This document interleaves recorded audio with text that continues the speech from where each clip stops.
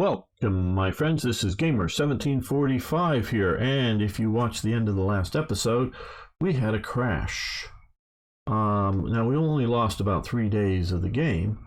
I don't know why it crashed. I don't know if an event was trying to fire, and that may have crashed it. So we probably, because it's now after the, this probably won't be seeing a lot of events until the beginning of next month. So we might be having trouble here. I don't know. Okay. We pushed up into here. They're coming here now. They're coming into here now. We've got 2 divisions defending against 4 divisions from Italy. No. Belgium is not doing enough to warrant trade with them of that stuff.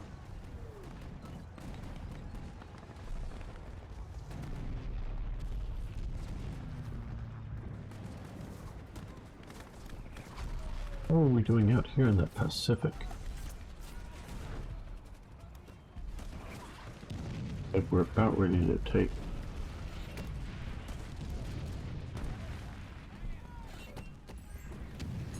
And we'll tech.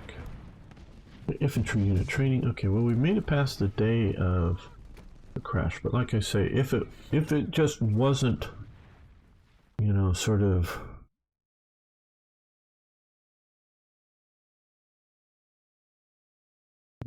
the event crash or random crash of some sort. Oh, we got a lot. Okay, well, we may need to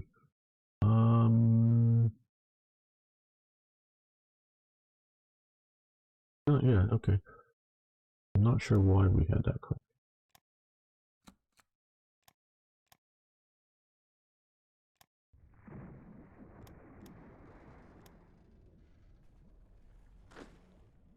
Okay, so we've got this pause. Okay, so we're continuing to deal with that very effectively. Okay, so they're going to go home. We're going to go up to here. We have a few more divisions. Okay.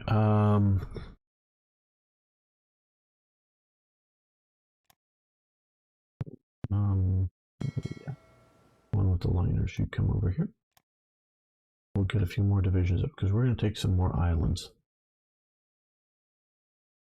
As soon as these guys get back over here. How are we doing for supplies? Okay, we're supplying into here, we're supplying into here.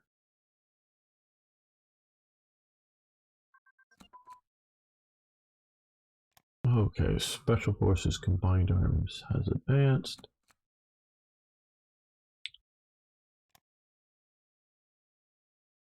Well, that's down here.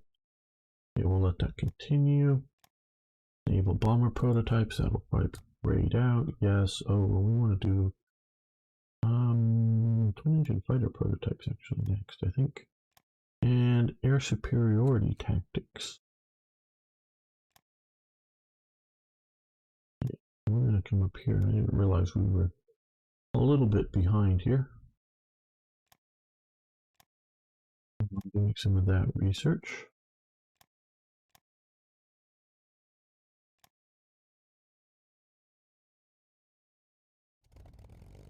Okay, let's ground attacking there, support our British allies in their defense of Gibraltar.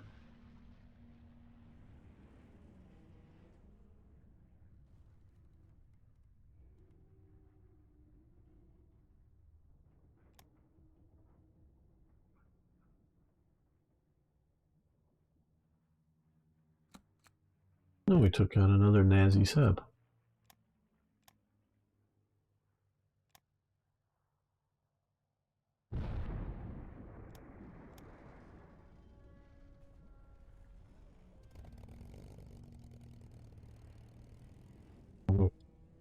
Okay, well, we lost the Hopewell, but we took out 2 Italian destroyers here off of Spain. Well, I guess that's... Oh, you've been shadowing somebody. Where are your normal...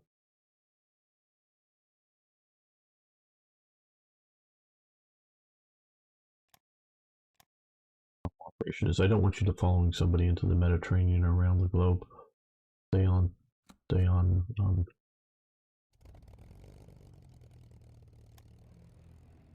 Okay, they're pretty well beat up, the people bombing. Not that we can't beat them up more, but I think that's good enough for the moment.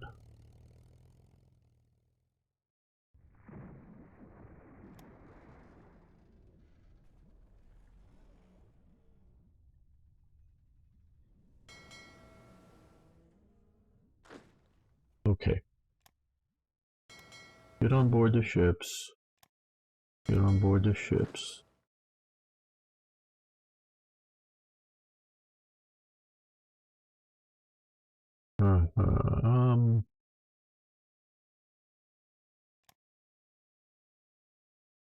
Okay.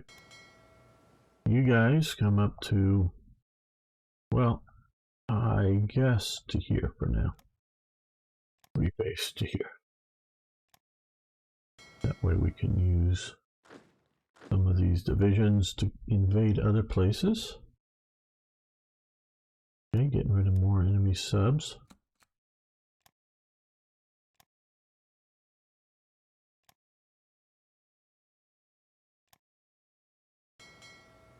Motor torpedo boats against submarines, yay. Range finding equipment, how far away are you?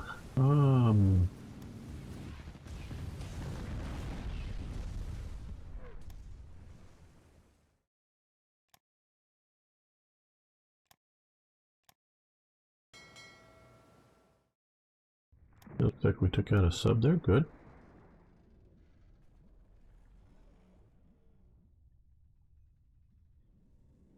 Make the Axis fear the water. Okay, well now we have our invasion force here ready, so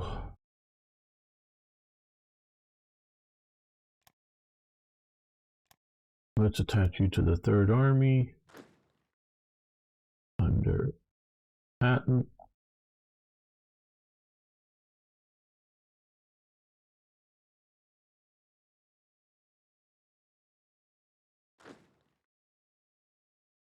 Okay, and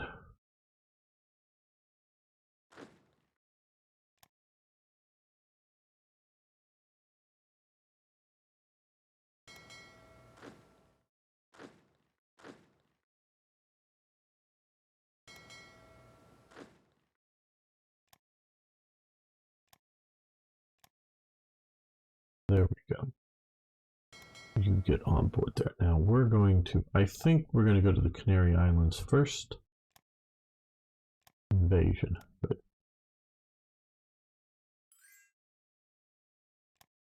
Syria, you can have, yes, you can have some energy.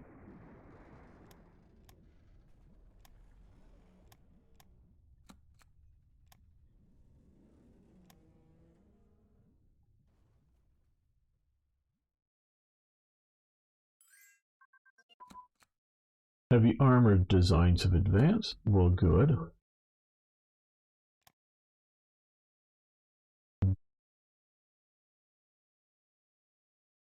What is keeping us from doing, maybe it's advanced armored designs, wet ammo storage? No, I don't think so.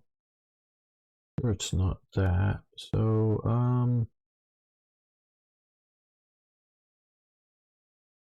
what is keeping us from doing light and medium armor of 1943?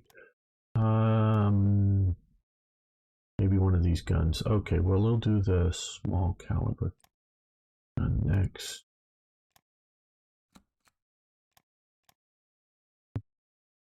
Finally, one of our armored divisions is has deployed, or redeployed, is ready.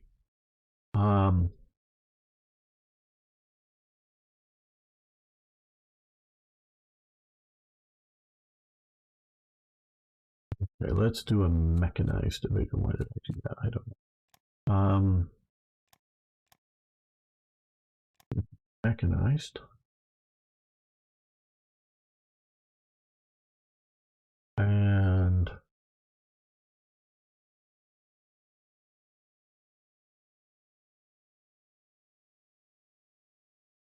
yeah, just light armor and support.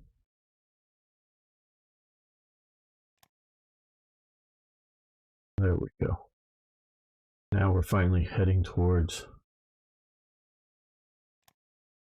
getting a good American army that can crush the enemy. And not and good enemy units, not just fight the Italians. Oh wow. Okay, you guys are not doing so well, so retreat. They're just being hit a little too hard. Hoping to do better because they've actually been pushed out of their capital here.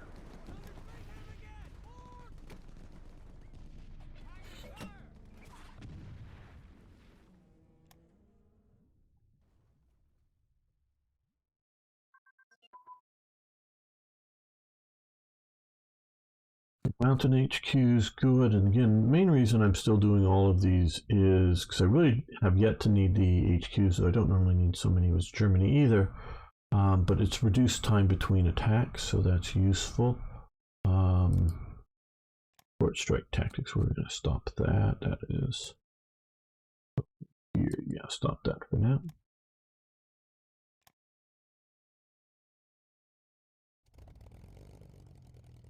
Stop. Okay. Yeah, not enough airbase to properly so we're going to send you back across the Atlantic to here where we have plenty of airbase to repair, and you're going to come over here as a replacement. Oh well, that was fast. Okay, stop. If it's that fast, yeah, you just base into there. You take that, and we will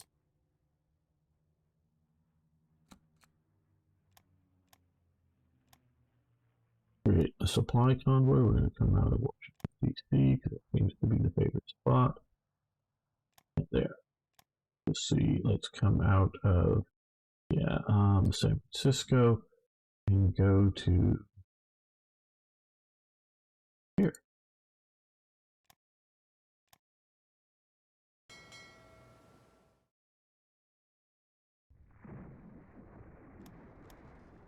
Now that we have that, what we're also going to do is grab one of these flying boat units and send them over here to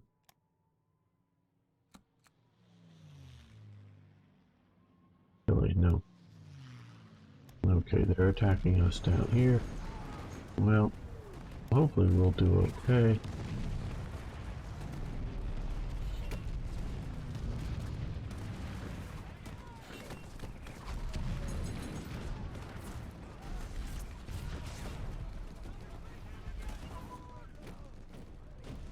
Oh. Aluminum surplus. Good. Unit command and control. I think we're overstretching our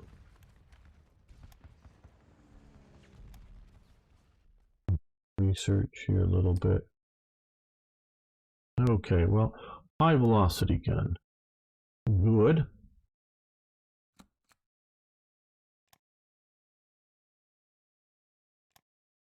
And yes, armor piercing capped ballistic. Sounds like a complicated thing, but a good thing to research.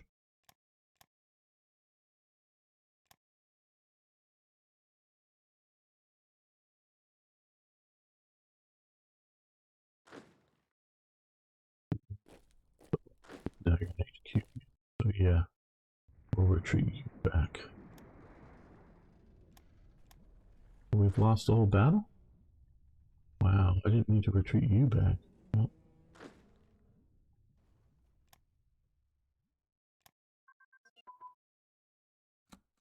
Well, okay, Marine HQs.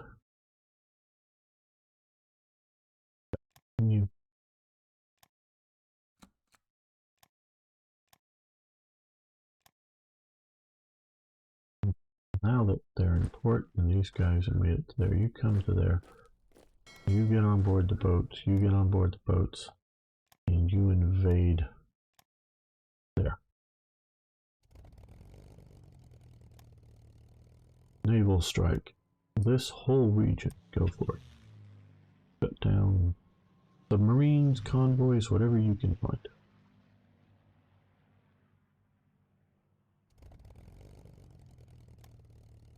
You air intercept.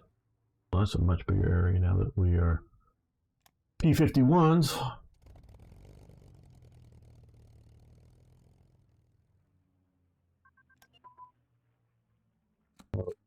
State advance, nice. Too far in advance now.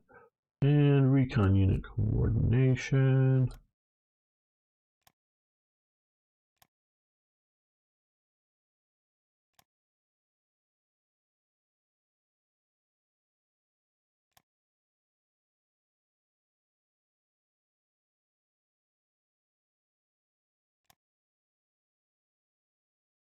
Are you going to take Casablanca for the supply point?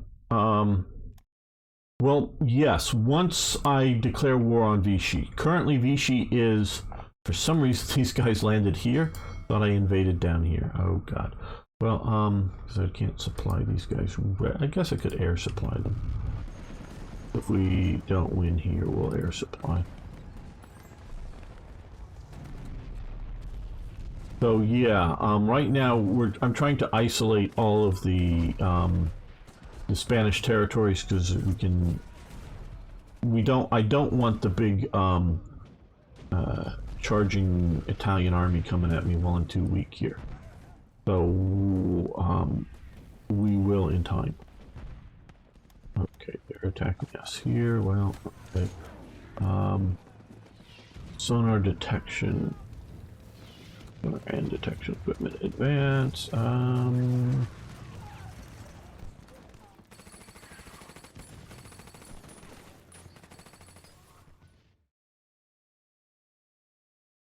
Out, fine. And paratrooper HQs. Do I want to? Yeah, we're not going to do the 42s right now.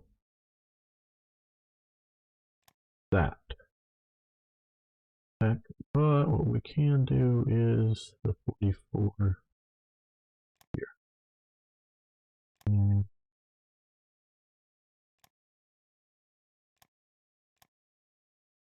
so yeah, like I say here, once I get a few more armored divisions and a few more divisions, then we will, instead of do a landing, we're just going to break out of Tangier's area here and push, which hopefully will help us a lot. But yeah.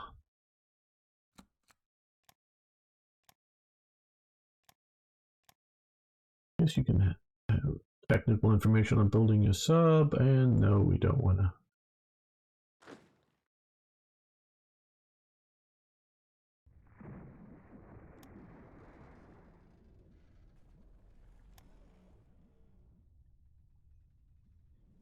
Yeah. Instance, I'm sure I said to invade there, but sometimes the orders go wrong or something, so we're going to tell them to invade down here. Just so that I'm not entirely defending everything here. I want to be on the offensive. And I can fly or bring over air transports to do air supply if need be, if this is going to go long enough. Okay, we'll do that.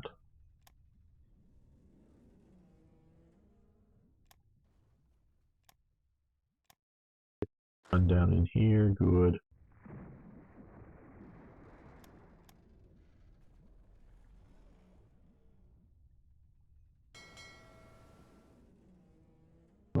Okay, you guys go back up to here. Rebase to here. You go back to Hawaii.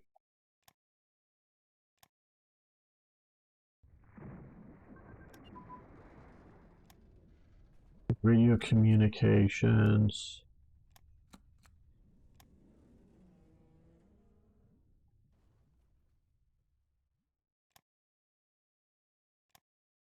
Better Marine divisions and HQs mechanized. Yeah, we'll let that continue. Why don't you have supply? Because for some reason there's no supply coming to here. Okay. I know there had been San Francisco to Honolulu. Where's Honolulu? Okay, well, for some reason, I know I put that over to manual, but I thought it was already running. I don't know. Run that way, get supply in there.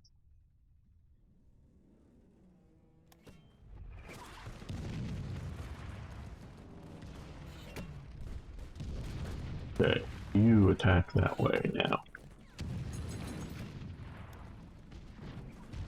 Okay, now they've stopped attacking up here, which will allow me to attack this way. Get them in a pincer movement. Okay, what, my other armored division? Yes, got my other armored division deployed. Very good. Okay,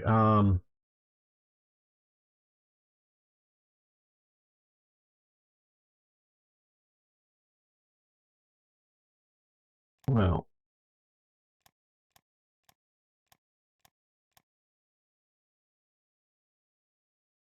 9 versus 17. Yeah, let's do motorized, properly motorized division.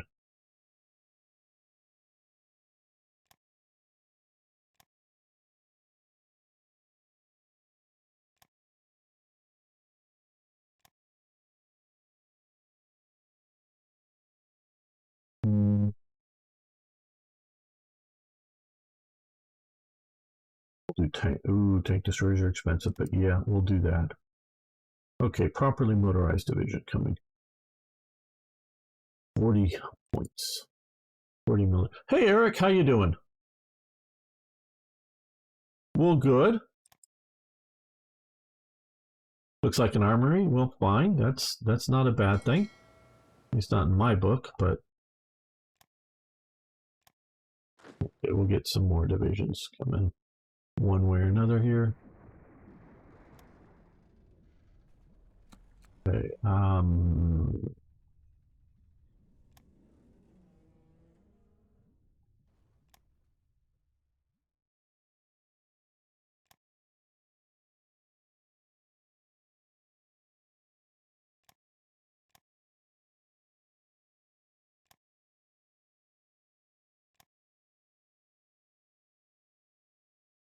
Let's see. Crew trainings. Do we need?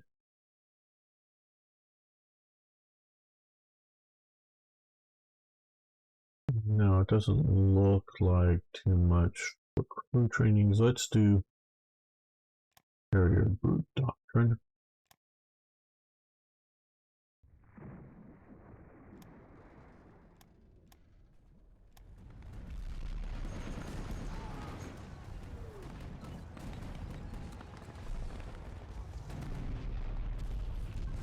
Okay, United Kingdom, you can have the copper.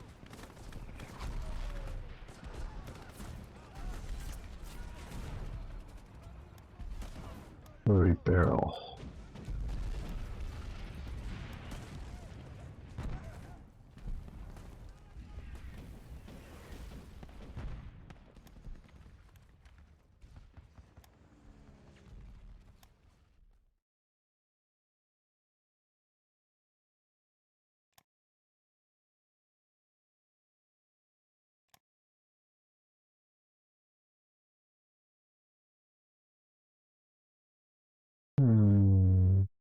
Yeah, I guess so. We're not facing a lot of bombings, but we're going to be taking territories that could be useful.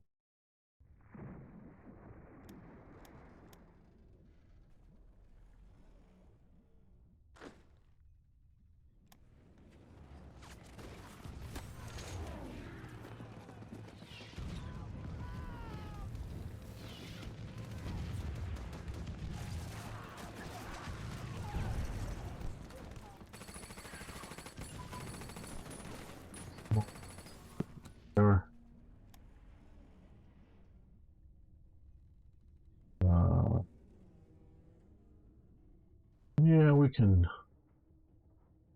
Well, you know, move it over to hydrophones. Better ASW operations. I think that's a little more critical. Okay, well, here...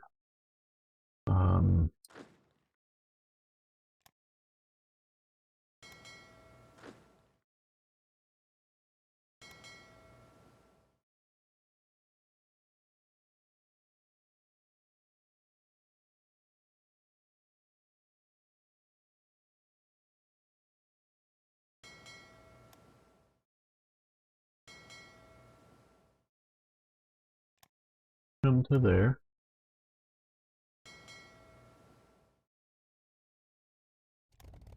Oh, thinking you're supposed to be ground attacking.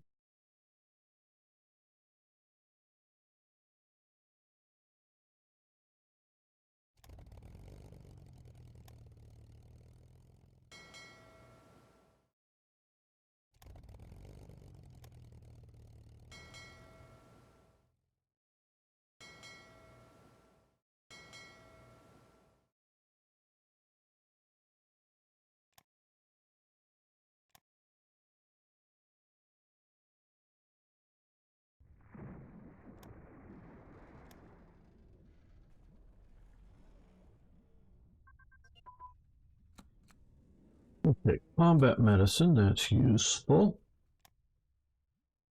Casualty trickle back higher, armored HQs. Yeah, we'll let that go. Just a 43 technology and anti-aircraft ammunition. I think that is here.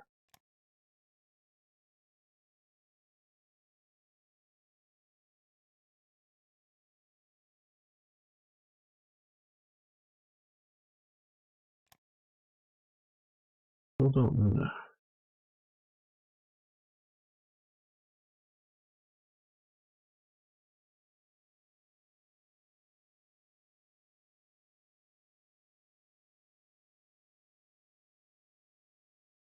Maybe we just need to do... Oh, we're doing that.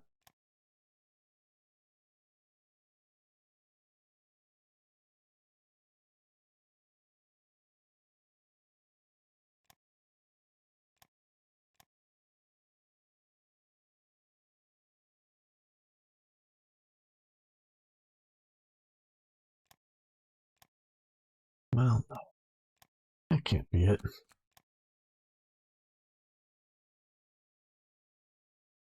Only advanced armor design, but I don't.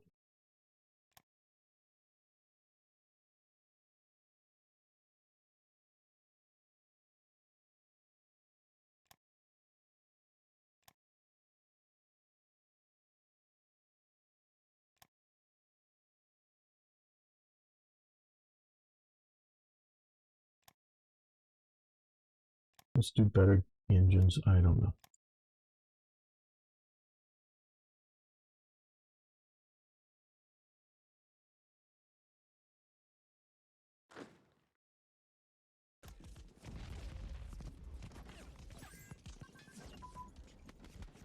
Strategic bombing tactics, nice. Yeah, we'll let that continue.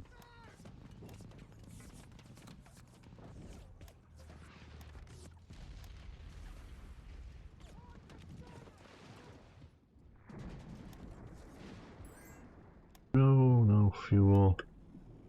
Use all fuel. Oh no. You like crude oil. Okay. I hope you're not going to sell it on to Germany or anything like that. As long as you don't do that, we're good. We got plenty of crude oil. Did we? Yes, we are flying into there. Okay.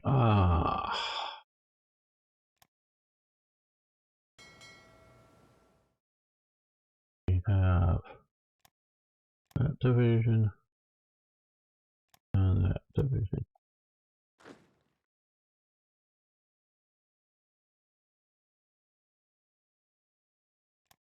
And we'll go with the second armor division floor.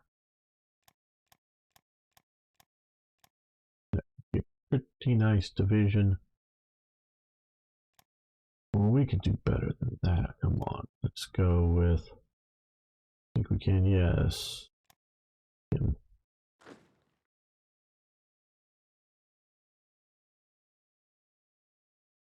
This U.S. Grant Division, we'll just give him a veteran. First, let's see about. Yeah, not a Marine Corps division. Well, okay, Clay, this one. Yes.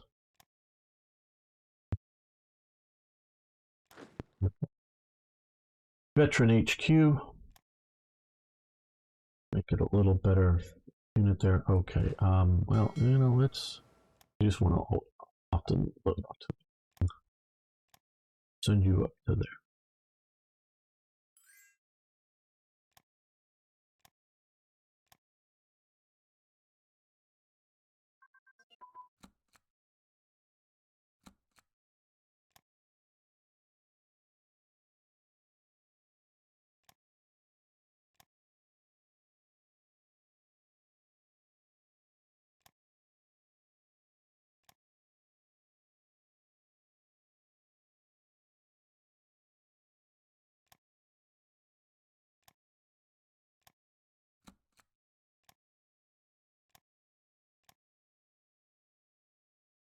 Okay.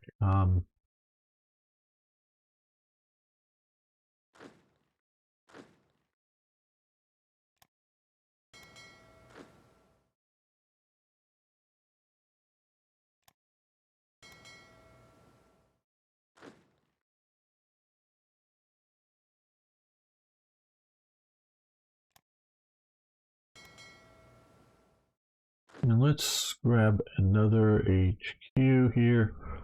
Well, actually, let's do 3rd Army Area HQ. Put you on board. And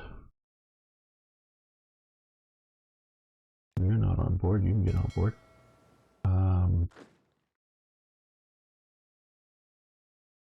Yeah, just a motorized corps will probably be just fine. Put you on board. Okay, we got a lot of stuff here, lightly escorted. What could be a problem with all of that? Oh, well, enough. Okay, do I have any heavier ships laying about here? Yes, we do. Okay, these guys are the ones I think went over to the Mediterranean. Oh no, okay, okay. No, not the Mediterranean, over to the Red Sea.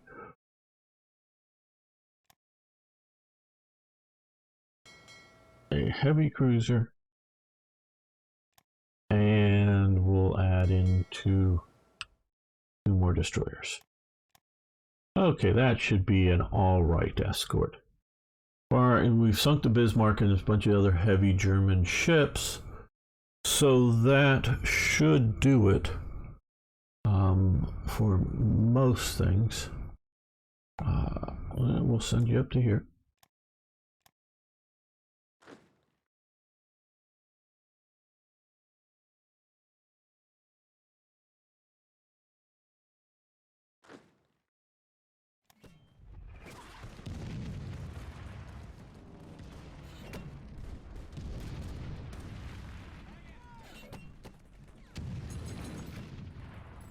One thing to beat up on the Spanish or something, it's another thing to go after proper German divisions.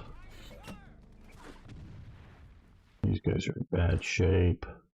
The rest aren't so bad. That's an HQ, but yeah.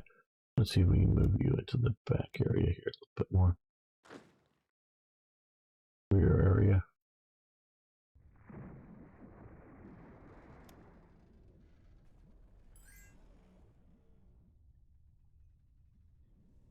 Oh, we got a little naval fight out here. I get some subs. Well, good.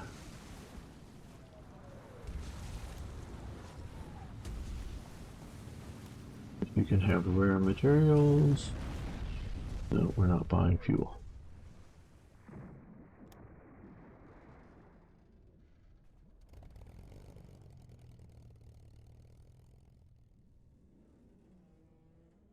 You guys can bomb them, ground attack.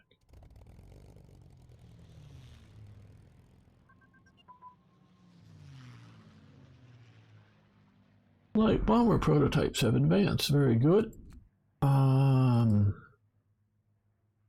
Let's do close air. No, do carrier.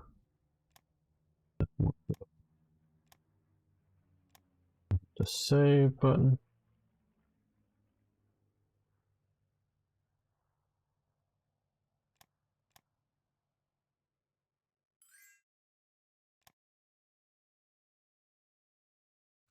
So, yeah, I guess you can use some of our tech. Nope. To build a better sub.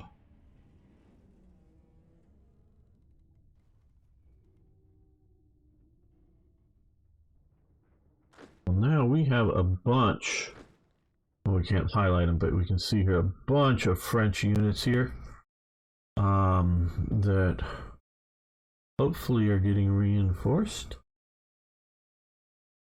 I think these are used forces that had to retreat out of here or something. Okay, well, oh, we haven't looked at, okay, the Eastern Front. We haven't looked in a while. Okay, Germany is still doing all right up in the north. I think they've been pushed back a little bit, especially we see here. But we see in the central, they're being pushed almost to the Baltic states and to Tristania here. They've been pushed all the way back and they've lost Odessa. Wow. And really, if you haven't been watching enough of the episodes, the only and Britain has turned over a lot of its forces over to Saudi control. The only reason the Italians were able to break out is just because Britain lost way too many transports and could not supply everything as they needed to. Okay, let's click over to here. Yeah, we're looking like we're sinking a lot more than there. Oh no, we could be aggressive. Yeah, we're sinking a lot more of them than they're sinking of us, but we're still having some losses here. Okay. Normal view. Some of these have my... Yeah, they may be all out.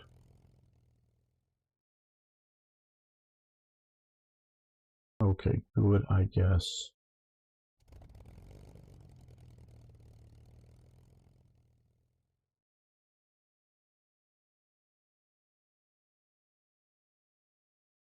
Hey, Starstreak. How you doing?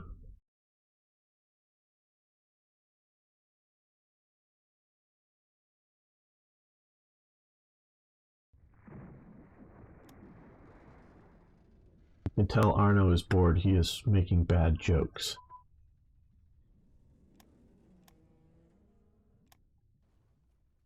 Okay, twin engine pilot training has advanced. Okay, well, let's go over to heavy bomber pilot training.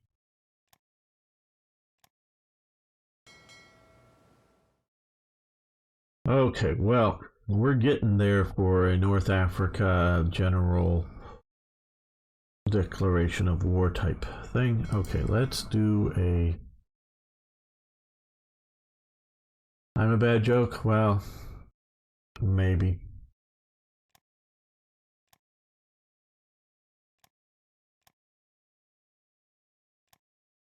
If I was going to be a joke, I'd at least want to be a good joke, you know.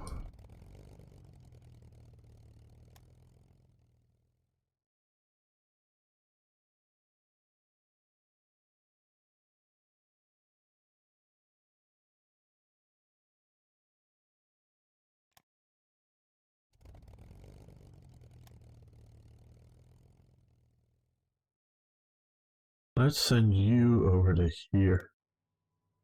Get a little more Ships out to go after the subs. Oh, I know you are, but yeah. Why did Gamer cross the road? I don't know. Why did Gamer cross the road?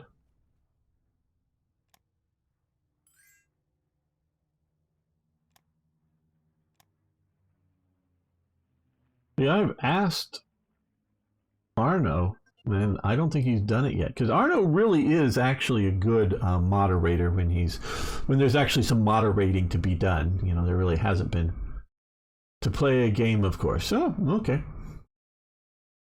You know, but there hasn't been much. I mean, for a while we were being spammed with lots of spam bot accounts, but that hasn't happened fortunately recently. But for Arno, it means a little more boredom.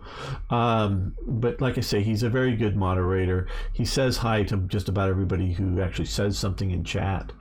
And through several different platforms. So I really can't praise him too highly. But I know I've asked him to get a joke book. Not necessarily spend money, because you can find probably something online that you know, you can download a PDF file.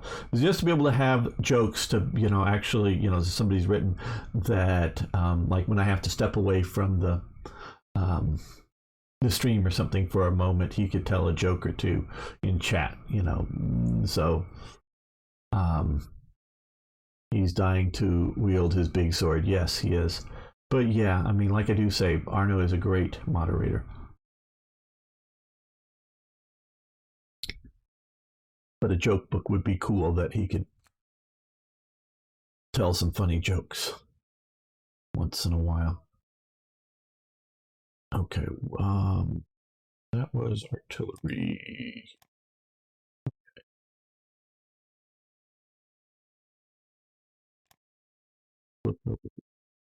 Do some of these 44. I'm gonna do elite commandos and buy you the book. Well, I'm saying you should maybe try to be inventive and find a way um, to acquire it yourself.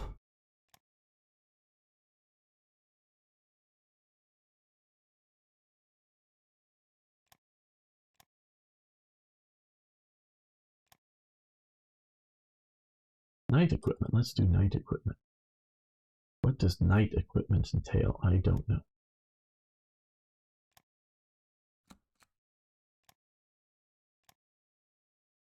Why did the fish say when or what did the fish say when it hit the wall? Damn. Yeah, okay. Yep. I get that. That's funny. That's a funny one. See how useful these things can be. Oh, wait a minute. We had a victory. Okay. Southern Balearic Isle. Okay, it's down here. Right. Okay. You stop. You stop. That way, once we occupy here, we'll be able to crush this, and they won't be able to escape. No, I actually wanted good jokes and not jokes that Arno would write. Haha, yes. I'm not saying I'm good at jokes either. I'm just saying I wanted some good jokes. Okay, let's put you out around. There we go. You fly out there, hunt subs.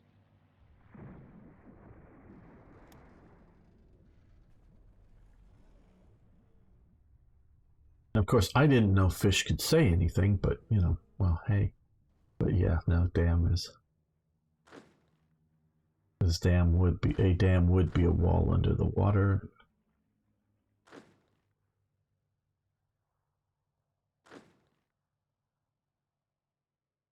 Possibly hit that. Okay, yes. Now,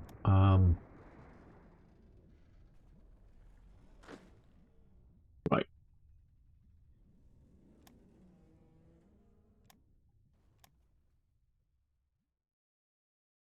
we're going to need to push down like Paul suggests and get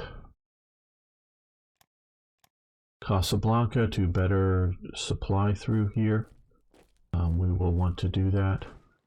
And what will be the really good thing is I hope the Vichy territory will be over to U.S. occupation, so I can directly send supplies there. So we don't have to worry about either Vichy or French or British supply ship situation. Now we're seeing here, because of this, okay, they got forces all along these beaches. Now I don't know how good they are, but that'll be a significant thing. They won't be German, fortunately, but okay, yeah, nothing more to send at the moment. Let's even grab a few more HQs and send it over that way.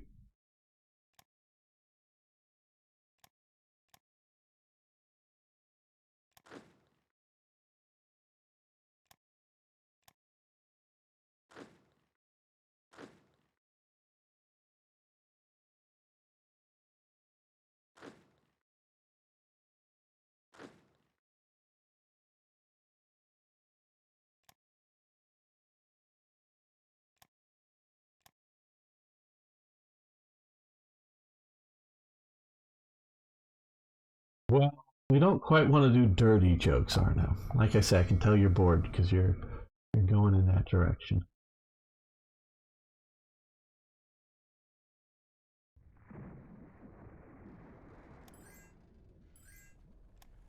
Yeah, I'm sure you could write dirty jokes just fine. That's not what I was thinking. We needed good jokes because, again, these stupid ass invasions that they do. I don't know why.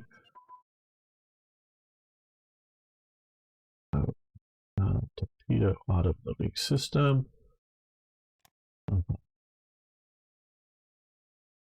Just mostly for historical reasons. I've not done the snorkel. If you're wondering why I haven't. Yes, I know it would benefit me, but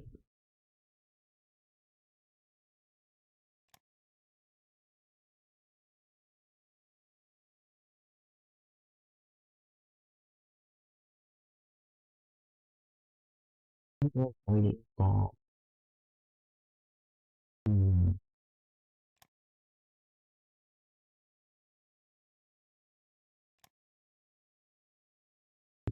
Have a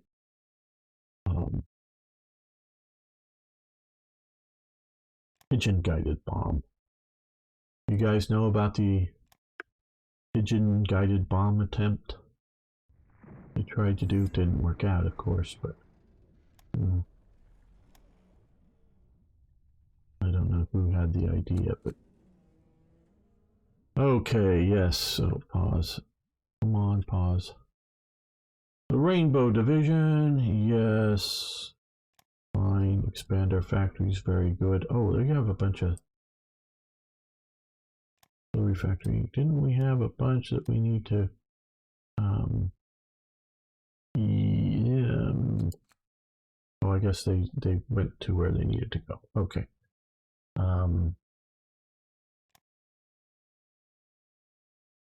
We have plenty of oil, 296 over what we're using, 300, 487, and 1100 energy. Yeah.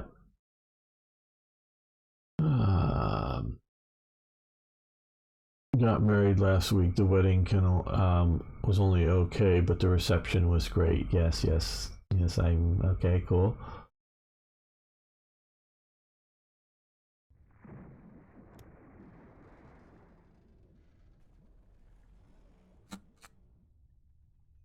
Okay, the 7th Army, 7 Steps to Hell.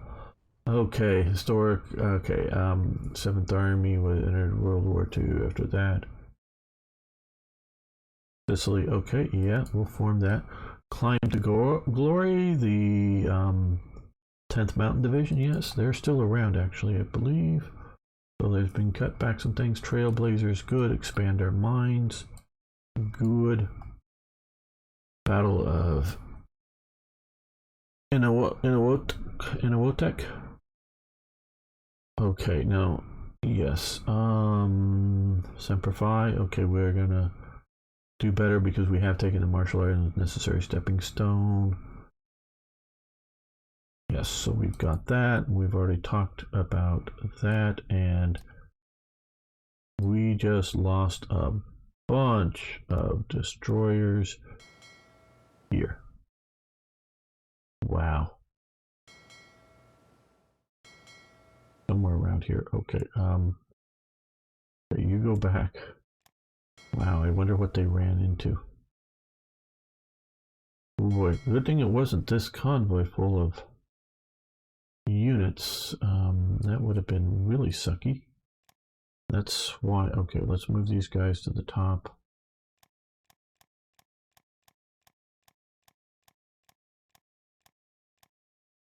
Now I'm going to save this because we had a crash about this time last month, just in case there's an event coming up. I want to get it past the first of the month. Save it. Okay, we could. Okay, yes, another armor division.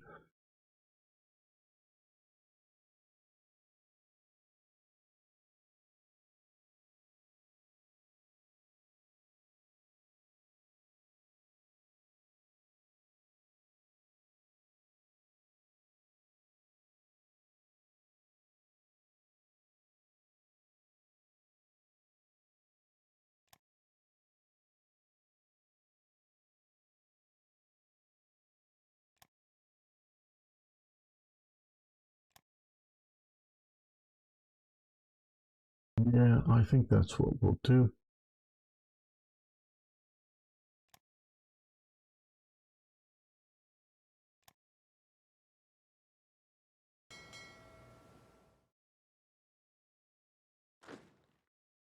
Now we have Third Army Area, Eastern Defense Command. Okay, well,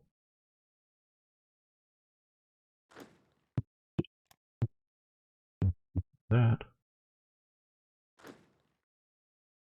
Third Army. You under the Third Army as well. And let's give you maybe somebody that doesn't use a whole lot of supply. I think for skill level for commanders, at least in my experience, I don't really rate that as being terribly necessary in this game I'm talking about, not like in real life.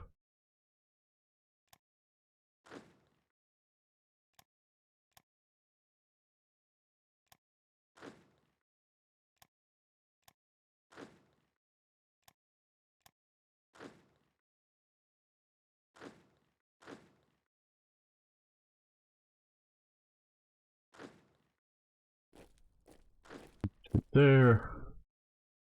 You come down to here. You get ready to drive.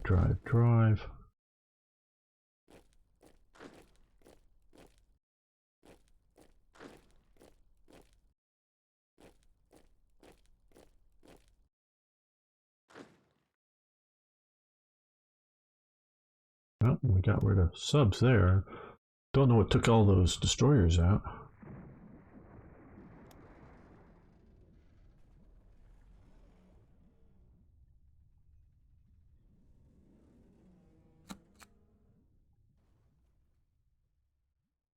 Uh-oh. Okay, Patton strikes soldier. This we talked about before. Patton was visiting the 15th Evacuation Hospital in Nicosia, Cyprus, when he encountered Private Charles Kuhn, who was in the hospital for malaria and dysentery as well as shell shock. Patton asked Private Kuhn what he's in. Kuhn says, "I just can't take it." Right, lost his temper. Would strike another soldier. The incident became public knowledge. Okay, Amend patent. Okay, national manpower down. Organization regain and reinforcement bonus. Reprimand patent. Until November 43. Okay. Well, I don't think he deserves a commendation.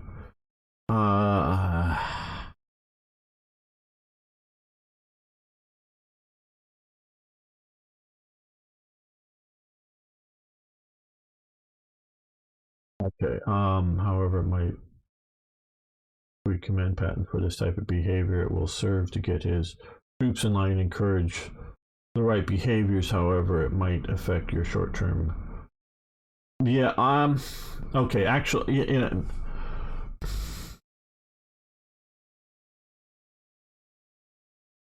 Okay. Slap patent.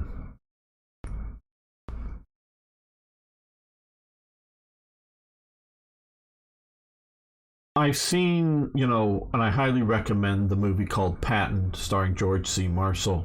No, not George C. Marshall. That's um, uh, uh, um, George C. Scott, because there's Marshall, the general. Why did I say that? I don't know. George C. Scott, great movie. It's sort of very much of the time period in many ways. It presents Patton again more through the lens of what I'm not sure exactly the date, but the late 1960s, early 1970s, I think. America, Vietnam, and all that. A general officer, meaning a general, not that's where the general, because that's the term goes back to just a general officer. That's what it meant. Not a colonel, not a captain. And this goes back to the 18th century. A general officer. This is before they had divisions. A general officer, sort of, an officer that you would command formations larger than a battalion, shall we say. And eventually they came into the idea of a brigadier general, a major general, and sort of giving hierarchies that way. But a general officer. We're not talking a lieutenant, we're not talking a captain. But even there, to a degree, very much so, I would say there too. But a general officer should never be in a situation where he is striking anybody. I guess the only thing is if you allow duels and they want to fight a duel with some other officer.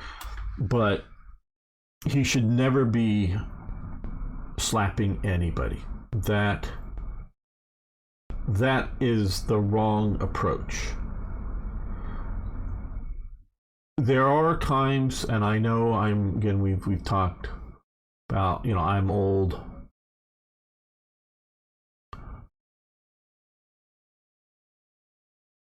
And I don't know what the modern military mind might be thinking, because the modern military mind is more interested in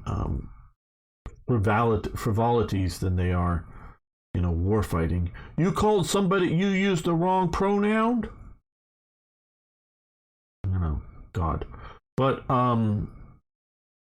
it's very appropriate, shall we say, for an NCO to lay hands on, which could, whether it means slapping or beat the shit out of some of the troops, because that's what an NCO is there for to do. Now, I'm not saying that, hey, you're in garrison and the, peacetime and the NCO should be little thugs. No, that's not what I'm talking about at all. I'm not talking about like corporal punishment either. I'm talking about, because I really don't think, corporal or physical punishment is very effective for discipline, shall we say. But in times past it was probably needed, but I don't know that it is now. Now you should do physical, or you should do punishment of run up and down the hill or whatever, or do 50 laps around some buildings or walk guard posts. Make them physically tired, make them do unpleasant things. I mean, not like terribly unpleasant, but somewhat unpleasant things if they're not behaving, troops aren't behaving right. But if you're, shall we say, in a war, and not necessarily just in the situation of, combat, direct combat, people are shooting at you, but whether it's having somebody, because yes, there are people, we call it PTSD today. Back in shell shock, the term really starts, that I know of at least, in reference to World War I, and they thought it was literally to do with the shock of the shells. But we can look at diaries. I was reading about a Napoleonic era soldier and some of his mental issues. This is going on forever in warfare. And I'll tell you what, just like I was talking earlier about officers' job is to kill their people, is to send, if you didn't listen to that part, is, send them out to do something like go, obviously an assault the hill, but say if there's just, say, hey, private, go climb on top of that building and look around. Well, one day you're going to be sending somebody up there and he's going to get sniped. So you're going to, not that you kill, physically shoot your people or something like that, but you're telling them to do things that will get them killed. Okay, so you're using up your people. So a military uses up its people, and part of it is PTSD type things. Now, once the war, once the war is over, once the deployment is over, then as we in society develop better ways of treating mental conditions, I'm absolutely for various mental health type developments to get soldiers better for this. Absolutely. But when you're in the field, people are dying around you. Your people, civilians, obviously we now know, looking back, and yeah, some very high level people did sort of know a little bit about the death camps, but there's people dying in death camps. So we're going to use up people to end this war faster. Okay, so if you've got a soldier, whether it's because it's PTSD type situation, or just he's goofing off, or whatever it is, in a serious situation, yeah, maybe an NCO should punch that guy a few times, kick him a few times, keep him in line physically. That's sort of the NCO's type job. I know, me saying this, if I ever was going to be anywhere near command of any soldiers, oh no, we don't do that anymore. Well,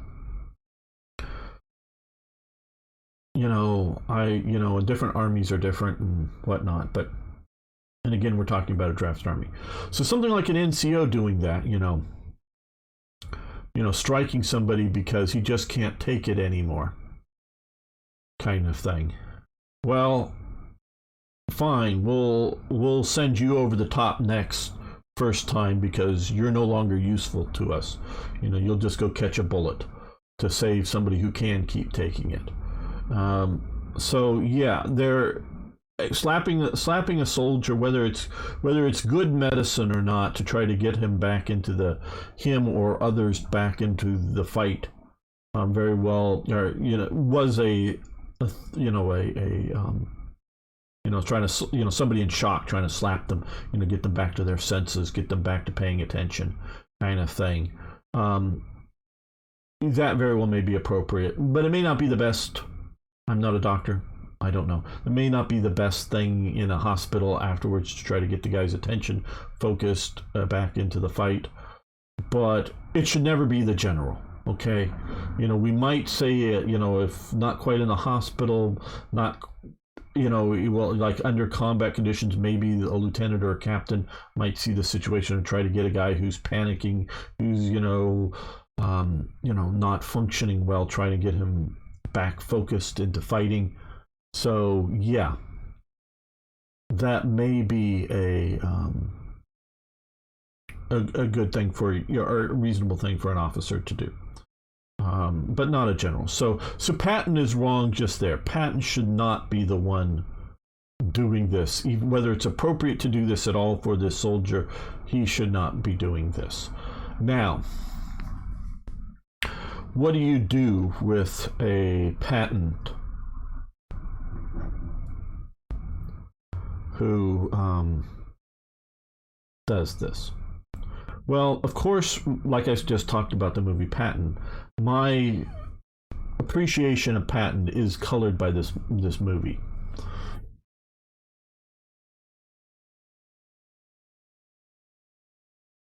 And I've read some books. I don't know if I've read a whole lot. I've read at least one on something on Patton, but Patton's maybe somebody I should read a bit more about.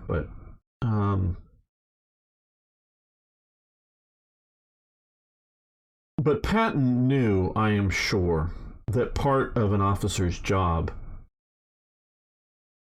is acting.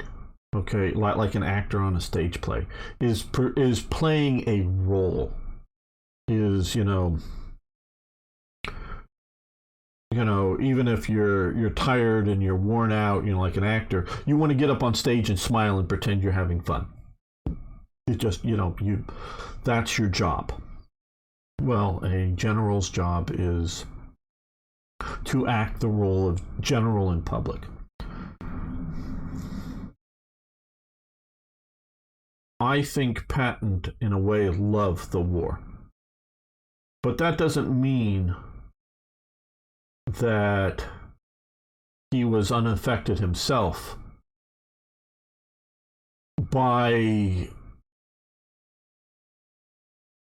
sending men out to die. Like I say, like if you got a piece of equipment that's gets dropped and it has to be picked up, and the enemy are going to shoot at whoever runs out to get that piece of equipment. Well, okay, you got to order somebody to do it. Now, of course, you also have your the rest of the platoon or company or whatever it is, put out suppressing fire. If you've got some smoke grenades, you try to throw a few smoke grenades to give the guy you're ordering out, to run out and pick up that piece of critical equipment, to give him a possible chance of survival. And so, and we're talking critical. We're not just talking like, oh, hey, it would be nice to have that extra compass. No, we're talking like, oh shit, we need a fucking compass. And that's the only one, and it's out there. And you got to go pick it up, or something, something critical. You need a compass to be able to, not just to know which way direction north is, but to call in artillery or whatever, because you want to be able to give it a, because you can look at a map and go, hey, yeah, we're near building whatever here on the map, but what angle to direct to, so you've got to have this compass. And there's enemies shooting machine gun fire at anybody who runs out into the open. Well, you got to send somebody out there to do it. And no, it is not the officer's job. You maybe say, well, if he was the one that dropped it, but maybe he didn't, because maybe it's a dead guy who was your forward observer who had the compass, and he's out there, and he was running as you all dashed across the open field. So it may not be the officer's fault that it's out there, but you've got to get that compass or that map or that whatever it is. And no, the officer should not sacrifice himself, because his job is to command the unit. He's got to send somebody out there who has a decent chance of dying. Maybe, like again, say you're putting suppressive fire, and you're going to try to do what you can to get them to save. So, but that affects you. You're killing people by sending them out, and you got to look at the faces, and you've got to order somebody to go out there and do it. That's got to affect you. Okay, well, Patton is doing that on a grander scale. Now, like when we're playing. Because I'll tell you, one of the game that I really do love, but it really does affect me because it very much is similar to what training I did get in the Army, is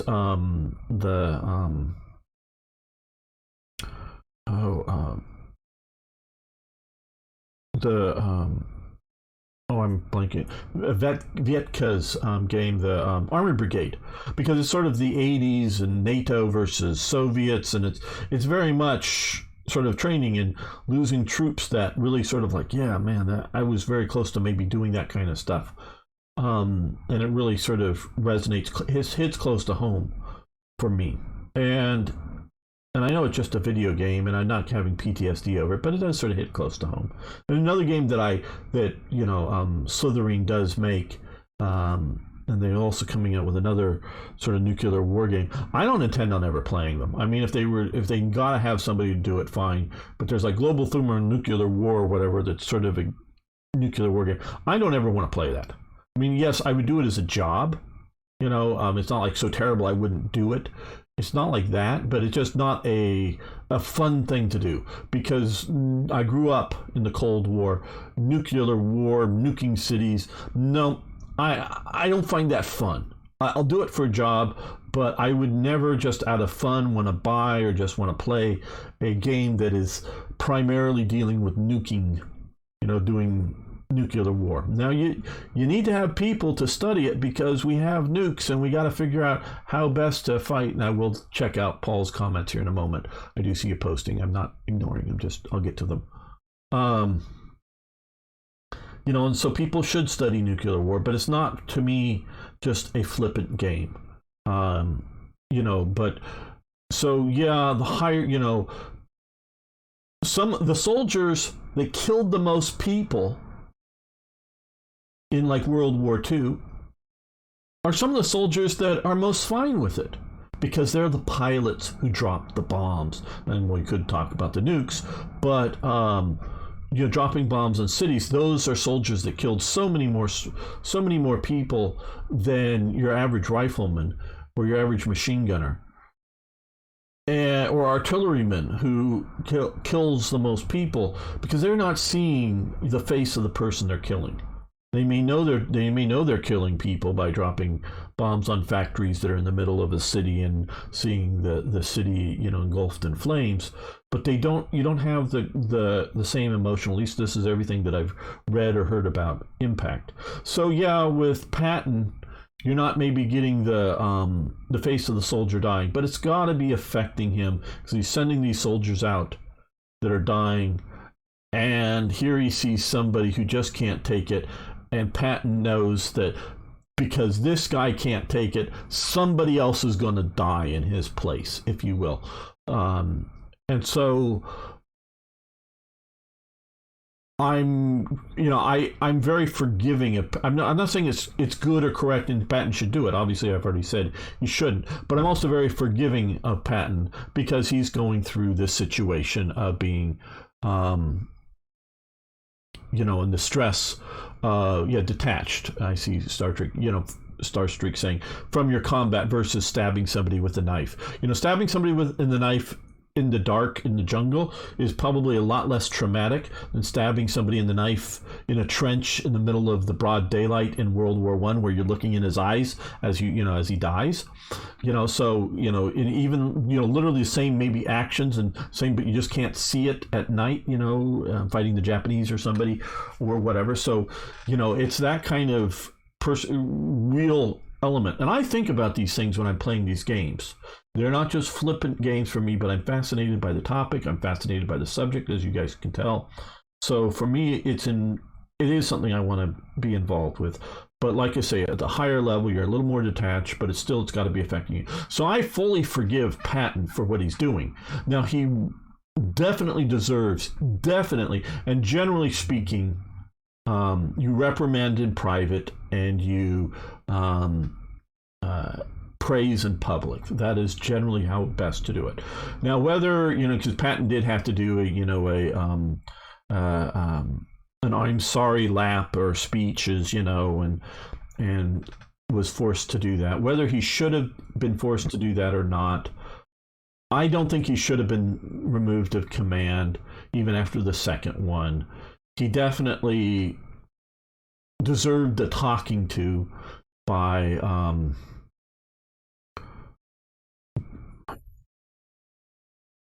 Bradley was his subordinate at the time, I believe. Now, later on, of course, Bradley is promoted above Patton, and Patton becomes his subordinate. I don't know whether it's Eisenhower or whoever. He needs a talking to. He needs to make sure he doesn't do this again, especially after the second one. Because over one, I don't know that it's worth talking to him about it, because you may just presume he realizes he shouldn't do this, But he deserves a talking to. Whether he deserves a public reprimand or not, I don't know. He definitely doesn't deserve to be removed from command over this, because it isn't such egregious. He didn't pull out a gun and shoot somebody. He isn't doing something that, like, oh my God, this guy's having too much stress to command this division in this war.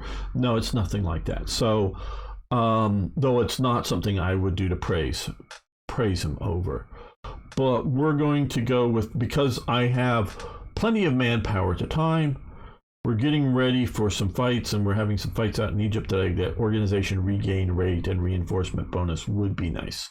So we're going to maintain our discipline of our people. Blood and fire, shall we inform desert that infantry blood and fire camp? Yes. Okay, ask for more money. Okay, we have it. Good.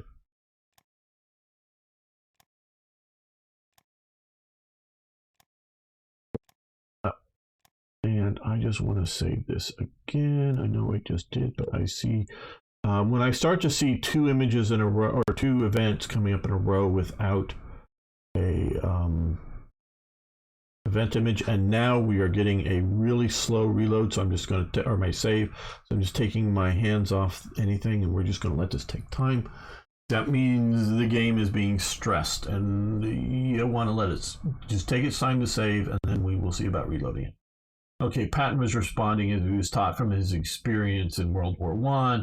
It was thought that since the soldier was buried in himself by yelling, shamming, and striking, the soldier would fight back.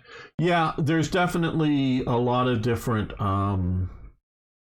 reactions coming out because of World War I. One thing from my armchair analysis, meaning, and sometimes armchair analysis is better than being there analysis, because you are more detached and you can look at things from a perspective of not in the moment, but looking at it. I think counterinsurgency warfare is actually more stressful than some of the traditional warfare, because a lot of American soldiers and British soldiers and German soldiers felt safe most of the time. It was only when they went into combat did they feel endangered. And you can look at a lot of soldiers that were in a lot of divisions that were deployed that never got a combat infantryman's badge. They were never in, 60 days or whatever it was. They were never, logged in as being in combat that many days, because your unit may be in combat for a day and then not, still like pursuing forward, still at the front line, but no one's shooting at you and you're not shooting at anybody else, and it's not considered combat, if you know what I mean. So you can go and you can have, but even though when you're in combat, it may be just 20-30 minutes of actual sort of combat, you're shooting at somebody or whatever, and then there's a lot of downtime and you feel safe. Where in counterinsurgency warfare, every fucking step can be terror, because you're worried about stepping on a mine or a tripwire in Vietnam, or as you're walking around the big American base of Kandahar, or not Kandahar, I forget the big American air base there, sort of super complex that they had. And any moment could be a rocket, and because I've heard soldiers, and I've been in person, they were talking to a group in an audience, but less than 20 people, and I was one of the people in the audience talking about their experience, and an incoming rocket or into like the green zone or something in Afghanistan, or not in Iraq or whatever. So and that have these things blow up around them, and if I was just walking down that path 5 minutes earlier, that would have gotten me. literally or whatever. And they're that close because they just walked along the path, or they were going to be walking along that path in a very short time, and in comes the mortar round or rocket round. So you're constantly living under this fear of your next step or the next moment a rocket can come in and kill you, where very much in World War II or something like the 18th century and Napoleonic Wars, most of the time you don't feel in danger. You're just marching around, and your biggest enemy is your NCOs and officers, and it's only rarely do you get into a battle with any sort of enemy. So now World War I was with way new weapons that they weren't used to dealing with prior to that. Flamethrowers, machine guns, artillery that wasn't just throwing either a solid steel or iron ball, or a they did have howitzers and stuff that did have some black powder explosives, but not high explosive. So yeah, artillery was scary, but it wasn't all the time. But World War I, with that sort of grinding daily events happening while you're at the front line, and at any moment there could be an artillery barrage. You don't know. And so that whole thing was a new experience for humanity, shall we say. I mean, you can see some early stages of it in the Russo-Japanese War, and you can look at like the American Civil War, some of the sieges of Vicksburg or whatever, are getting into that scale, but it's still sort of a fairly rare thing. And so humanity was just learning to deal with this during World War I, and it's something new for it. And so, yeah, like it's the stress, is it lingering? Is it every day? That kind of thing. Many in the U.S. upset that they punished Patton at all. Oh, I know there were many upset with him, including the soldier he struck. It was the second time that shit hit the fan because Patton insulted the officers, doctors and nurses. Yeah. I'll get to it. Patton cried at the death of his young aide in Tunisia. Yeah. Ike, yes. Eisenhower. Well, yeah, but where was Eisenhower to, because he's presumably back in England when this is happening in Italy. So does Ike fly out to have a private word with Patton or whatnot? I don't know. They executed. Famously, some Australians who didn't have the death penalty got executed in World War I for desertion. And they executed soldiers in World War II. I think there were several American soldiers executed for desertion in face of the enemy, but that sort of needs that additional term for, at least in the Western service, for execution to be happening is for desertion in the face of the enemy. At least that's normally, including the British, I believe, though it's in the face of it. Desertion at other times, including knowing that you're going to be sent to the war, normally is just, in the 18th century it was normally being whipped, on the back, or running the gauntlet or something like that. Some various forms of punishment because they didn't really want to put you in prison. But mostly in America, and I think in Britain, for desertion during wartime, but not in the face of the enemy, is just like a prison sentence kind of thing of some sort, or some other punishment. Firing squad, yes. New Zealanders 5 from the Western Front. Yeah. And you have to, as a military, you have to have your soldiers afraid for their lives from your own side if they, desert in the face of the enemy. Because you've got to be able to say, well, if I send if my officer is telling me to run out there and do something, and I, have a 50-50 chance of surviving. Well, if I don't do it, I have a 100% chance of dying. Because one of the dirty little secrets, and I really love the YouTube channel See an Arsenal here on YouTube that they talk about. They're branching out well past, they're keeping it to older guns, but they're no longer focusing. They still have a couple of things to wrap up on World War I, but they're no longer focusing on World War I guns. But they're, because See an Arsenal sort of stands for curios and relics, as opposed to like more modern guns. So they're keeping it sort of old stuff, but I really like their format. And they talk about, pistols in combat. Pistols in combat. And yeah, like all of the German MG-34 gunners that, are running around in the, ground somewhere. They also all carry a pistol. Often a Luger, but P38 or some other pistol is issued to them as to sort of defend themselves in case, because you very well may be running around with your gun with no ammunition either in the gun at the time. I mean, they did have a nice little 75 round drum thing in there, but or whatever, but that may not be handy to get to. Now, of course, I also often think most of the German holsters, and I see them wearing them, are clamshell holsters, which means that the gun is fully contained inside of the leather holster, and there's normally buckled, and in a way, so there's no quick way of getting that gun out of the holster. So I don't know how much good it is if in an emergency you need to sort of defend yourself with it. But at times your machine gun can be overheating, and so you got to stop shooting, and maybe somebody's attacking you.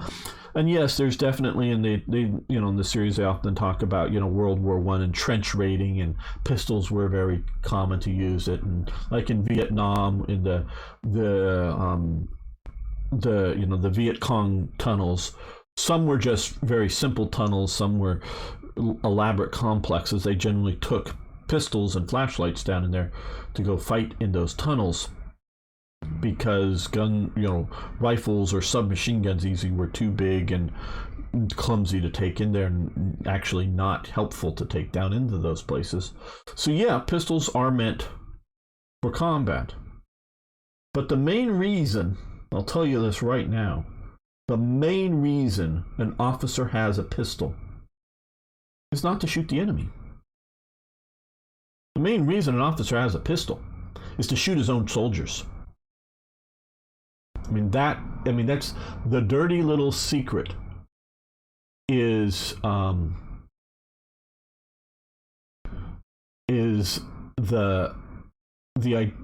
reason the officer has a pistol is to shoot his own soldiers. So when he's told somebody to go out there and pick that up and bring that back, if he's like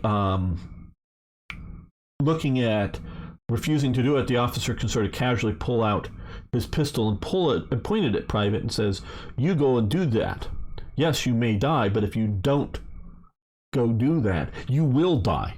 Because if it's not Private X, it's going to be Private Y or Private Z that has to run out and get that." We're talking a critical piece of equipment, not just like somebody dropped a magazine and go pick it up, full of ammo. It's a critical piece of equipment that somebody has to go do it.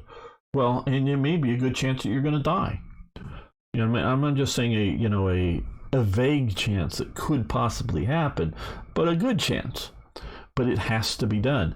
And so you have to have that, and an officer needs to have that authority in the midst of combat, not just, okay, the thing is over, I'm pissed at you, sort of, or having a bad reaction, I'm going to pull my gun out and shoot you. It's not to be an execution weapon. That's different than execution, because execution is a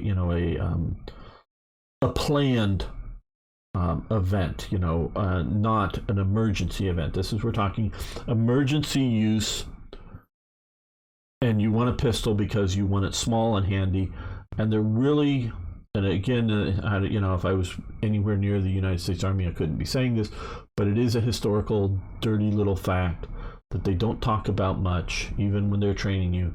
But the real reason because most even most lieutenants, should never be pointing a gun and shooting at the enemy. If he has just one soldier, he should be telling that soldier, hey, shoot that guy over there and then shoot this other guy. And he should be commanding. His job is to create a force and to command it and to look around. And to, yes, once in a while you do have, like the movie Zulu, that you're in a little besieged fort and the enemy are coming over the barricade and you need to shoot them with your pistol. Yes, that does happen in reality, but that really is not what's going to happen a lot. And you shouldn't have to shoot your own soldiers a lot, but it's that sort of. This is why I said earlier, being an officer is a grim task. You've got to trust as an officer that your officers are giving you tasks that are worth men's lives, So even if you know that, oh, well, we're going to attack that hill, well, we don't need to take the hill. We're not even going to try to take the hill. We're just attacking the hill to occupy the enemy while there's another attack going somewhere else. And you may start your attack out before the main attack. And your job isn't to get too many of your people killed because you're just wanting to shoot at the hill and make the enemy think that you're going to try to take the hill. And so, so it's not, you're not going to try to expose your soldiers to too much risk because you don't want to use up your platoon or your company or your battalion, whatever scale of officer you are. And you're just going to, shoot at the hill, move up soldiers, try. Now, maybe if the enemy runs away, starts running away, if they're French or something, you may end up, actually taking the hill, and great. But if there's strong opposition, you may know that, well, hey, they're all dug in and there's a company of them up there. And even though you have 2 companies or maybe a full battalion, you really need artillery and you really need, 2 battalions and to do it effectively. But hey, you've got a battalion and whatever, but you're going to, do a light, a pinning attack. And so you trust that you're not just doing this so that some higher level commanding officer can just say, well, we attacked today, now, to appease some, idea that we must always be attacking or whatever. No, that the attack is worth and even this pinning attack is going to cost you a few lives. If you're a battalion, you're going to have a few dead on it, but you're trying to keep from having 30 or 40 extra dead on some other attack. So you got to trust that your officers are giving you tasks that are worth using up some lives, and then you're going to execute the task trying to use up as few of your lives as possible. And so it's a very grim profession. But without that, well, you don't have a country. So yeah, okay. It's also why lower ranking officer has to salute first to give the higher ranking officer a chance to arm themselves. I've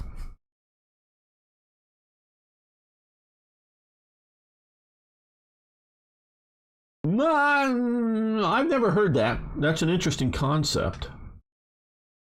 Because you do understand what a salute is. A proper salute, which I doubt anyone has done in the almost no one has done in the United States Army in the last 100+ years, is to take your hat off, okay? The proper salute is you come up to your hat and you doff your hat. You take your hat and you salute them, and then you put your hat back on your head. That is a proper salute. And I doubt most United States Army officers even know what a proper salute is, because they don't know the history of it. So you would doff your cap, you would salute with your cap, or you would flourish if you were armed, generally with a sword. You would do a salute with your sword. Now that United States Army, some ceremonials like it, in Arlington or wherever, they do the sword salute. So I guess they're doing it. That's to salute with a sword. And this goes back to at least the 17th century, if not greater, earlier times. But it got to where the for the longest time in the 18th century, the salute for either for enlisted or officers in the Royal Navy was sort of a knuckled fist kind of thing that was not like a getting ready to punch, but it was, I can't show you, but come up and sort of touch the edge of their cap. Or in the Army is to sort of bring your hand up to where you would actually start to like pick up and take off your hat. And they've sort of formalized it into the salute that we know. And so it was really doffing your hat. That's where the tradition comes from, is the salute. So I don't, I've not heard that. I'm not saying that. And normally the junior officer is to salute a higher authority, and the higher authority is only returning the salute. It's like the United States Navy has a policy, and it's had its policy since its founding. It will never, a United States naval vessel will never salute another nation's naval vessel. It will only return a salute from other nations' naval vessels. And by that is what they do is dipping the flag, their national flag. So like if traditionally, if say two different navies, at peacetime meet at sea, one nation would lower the flag like a third of the way down the staff and then raise it back up, and then the other one would return it as just sort of a acknowledging that we see you, we don't have any hostile intent, and they would sort of salute each other vessels. Well, the United States Navy, I don't know exactly when, but they adopt this policy to never do that unless it is returning somebody else's, and this is long before World War I even, let alone World War II, when we become the greatest Navy on the planet, and we still are the greatest Navy on the planet. There's nobody close, and I don't care how many damn ships the Chinese have, they're nowhere near the U.S. Navy capabilities. Not to say they're not dangerous, but they're not anywhere near the U.S. capabilities. So so the U.S. Navy will happily return a dipped flag, but you'll never dip the American flag first. So it's traditions like that, and those are how two ships at sea would, or you would salute going into a foreign country's port by dipping your flag. The U.S. will not do that first. They will return it, but they will not do that first. Well, I think because we are having a really slow save and a couple of event images didn't show, we're going to end this episode here. Hopefully it's all been fascinating, fun. I've been having fun chatting with everybody else. So we will be back with more Hearts of Iron next time.